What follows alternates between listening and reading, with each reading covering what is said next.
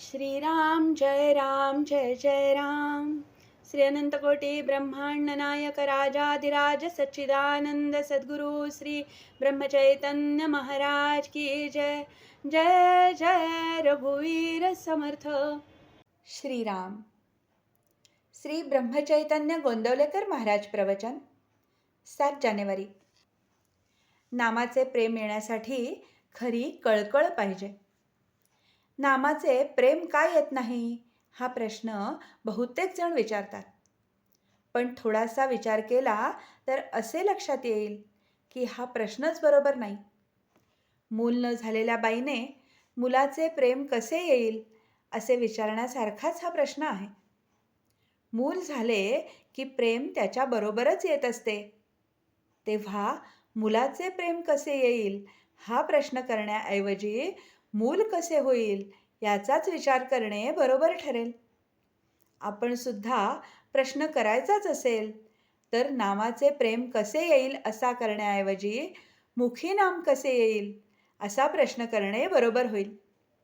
मुखी नाम यायला वास्तविक आडकाठी कोणाची आहे? दुसऱ्या कोणाचीही नसून आपली स्वतःचीच आहे. वास्तविक एकदा नाम घ्यायचे ठरवून सुरुवात केली की झाले.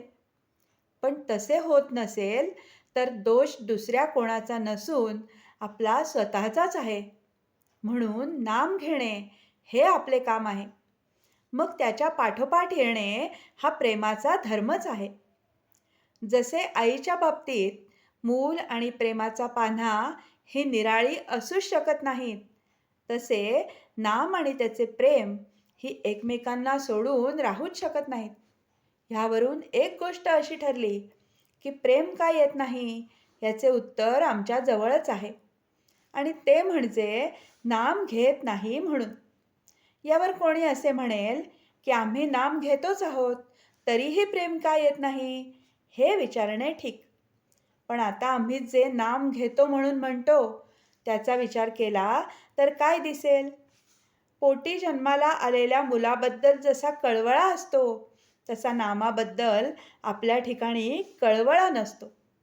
सर्व संतांनी किंवा आपल्या गुरुने नाम घ्यावे असे सांगितल्यामुळे आपण ते घेतो, किंवा दुसरे काही करायला नाही म्हणून घेतो, इतकेच. अर्थात तसे घेतले तरी आज ना उद्या आपले काम होईलच. पण प्रेम का येत नाही असा प्रश्न विचारण्यापूर्वी आपण नाम किती आस्थेने घेतो हा प्रश्न स्वतःला विचारणे जरूर आहे.